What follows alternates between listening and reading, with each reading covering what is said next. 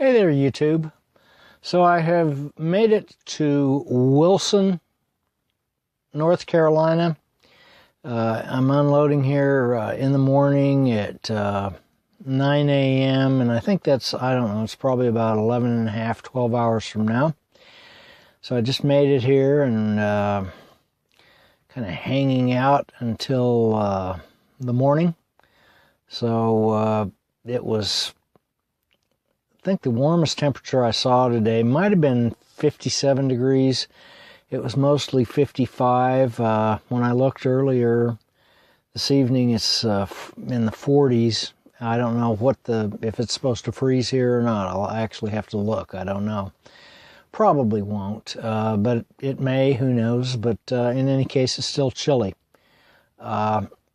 So unload here in the morning, and then of course at this point I have no idea where they'll send me next. There's plenty of places obviously around here where could be picking up the next load, so find that out tomorrow. So in the podcast, I do an audio podcast, and the podcast I put up last night, one of the things I talked about was why you should always do the right thing. And I don't know if I've touched on that here in the videos or not. Don't know. Might have. Why should you do the right thing? And the real reason why, and if you can really explain it, then it makes sense.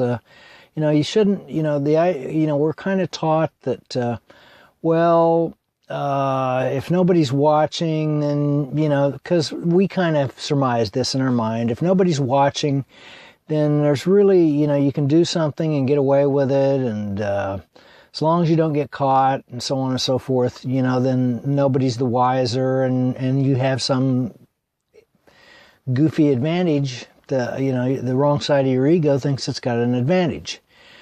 And of course, that's not true. We have a built-in sense of right and wrong. Whether you want to believe that or not, it's true. It's latent, meaning that it doesn't dominate us like an instinct. Your dog has instincts, or a cow, or whatever, any other creature. They have their instincts. They have to follow those instincts. They don't have a choice. And so in that sense, they're sort of like wind-up robots. Human beings, when it comes to ethics and our behavior, this sense of knowing right and wrong is sort of a very, it's been called a still small voice. It's it's sort of a weak thing, in that it's not dominating us. But if we cross it, then it begins to bother us in the form of a guilty conscience. And so, and we all know, we all kind of know when we're doing wrong. There's very few people that are actually true sociopaths. A sociopath is somebody that knows that, they can do wrong, and they have no conscience whatsoever. Most of us do have a conscience. Most people that are sociopaths end up in prison.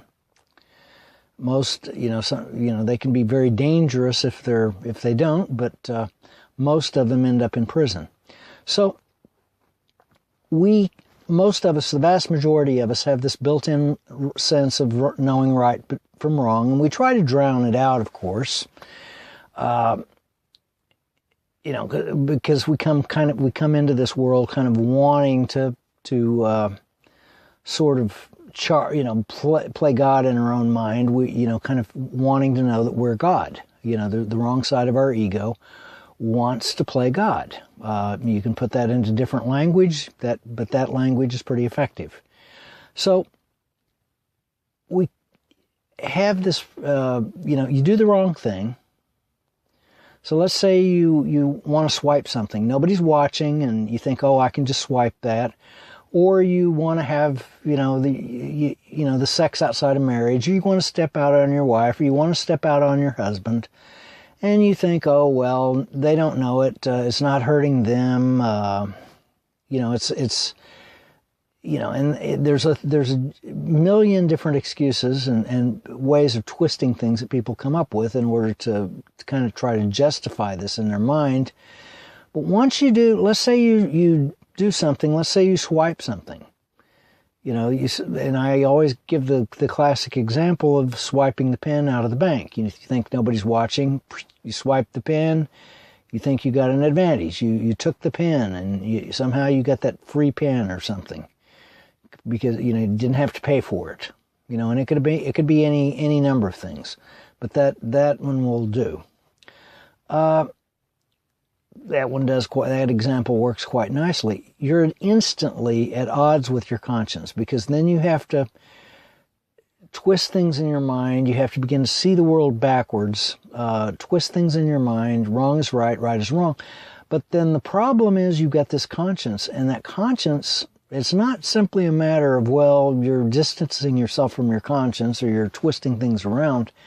You begin to have an insomnia problem. And, lots of people have insomnia. I don't know what the figures are, but I know there's a substantial amount of people that have insomnia. They can't sleep. And I think there are probably plenty of reasons for insomnia, but I think probably, my opinion, huge number of people have insomnia because they've got a guilty conscience. And all of a sudden that, they're trying to sleep but they're caught up in their thoughts and their mind's going around and around. And I hear people say, oh, I can't shut my mind off or whatever. Well, what the real problem is, they can't bring themselves to the point of sort of getting, bringing their point of awareness out of their thoughts. Can't do that because that's where their conscience is. That's where this guilty conscience is going to get them. That's where it's because it's in the present moment.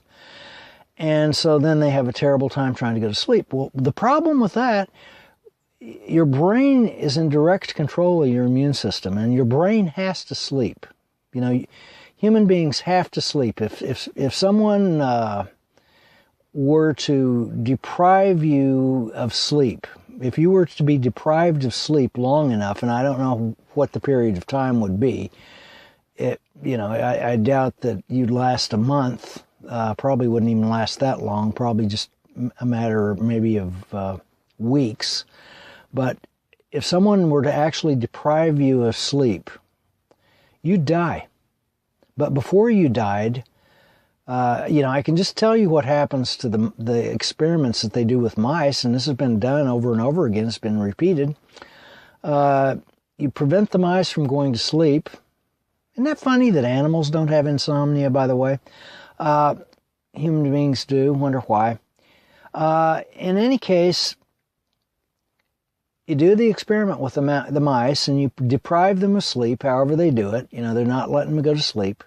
Keep waking them up. Keep whatever it is that they do, however they do it. Keep them awake, and after a period of time, a number of days, what ends up happening? Their fur begins to fall off. They develop skin lesions. And it's not because they're being poked or whatever. They're developing skin lesions because their immune system's out of whack. They're being deprived of sleep. And shortly after that, they die. You deprive them long enough, they die. But if you, on the other hand, if you just stop the experiment, even after they've got the skin lesions, you stop the experiment and then they just go back to normal. After, I don't know how long it takes, but they go back to normal after their brain is able to resume sleep. So if you get, it's almost like you're sticking a knife in your own machinery, or you're sticking a steel rod in the machinery of your body and of your brain and your body. When you do the wrong thing, you're actually causing yourself a problem. You're actually you're making yourself an enemy with your conscience. Then you end up with insomnia. Then you can't sleep, and then it starts to affect your immune system. And your immune system's in control. Your health is all about the immune system. You want to blame the germs. That you want to blame the germs. Is it the germs' fault? It's the virus's fault that I'm sick? No. The way I look at it, if I get sick for whatever reason, is it the germs' fault? No. The germs are all around us. We live in a sea of germs. You may not realize that, but we do. We live in a sea of germs. You know, if I don't know, in biology class, I don't know, I don't even remember what grade I was in, but it's maybe like 7th grade. We had this biology class, and so they had this petri dish. You know, they would do the experiment. They had the sterilized petri dishes that had nutrients in them. So we had one. They gave each group of us 2 dishes, and so we had maybe it was either 2 or 4. So whatever it was, you know, the control ones, we just left them closed, didn't open them up. They were sterilized. They had nutrient in them. And the other ones where we were actually doing the experiment on, all we did was took the lid off, let the air in just for a second or two, and then put the lid back on. And after a few days, I don't remember how many days it was, but after, you know, not that many days, there was stuff growing in that one that we took the lid off of, that we broke the seal on and took the lid off, put it back on. We live in a sea of germs. So it's not the germ's fault. The way I look at it, it's immune system. If I get sick, it's my immune system. And that's you know, so there's a direct consequence. This is a provable direct consequence of you do the right thing, because if you do the wrong thing, there's a direct consequence for it. Very simple. You should do the right thing because it's the right thing to do. You should want to do the right thing. But here is a good, you know, this is a really good example a concrete example of why you should do the right thing, because if you do the wrong thing, you've got to, you know, you're going to end up with insomnia, and you're going to end up with immune system problems, and as a result, you're going to end up with other problems. So there you go. So anyway, from Wilson, had to think there for a minute, Wilson, North Carolina. I'll catch you later.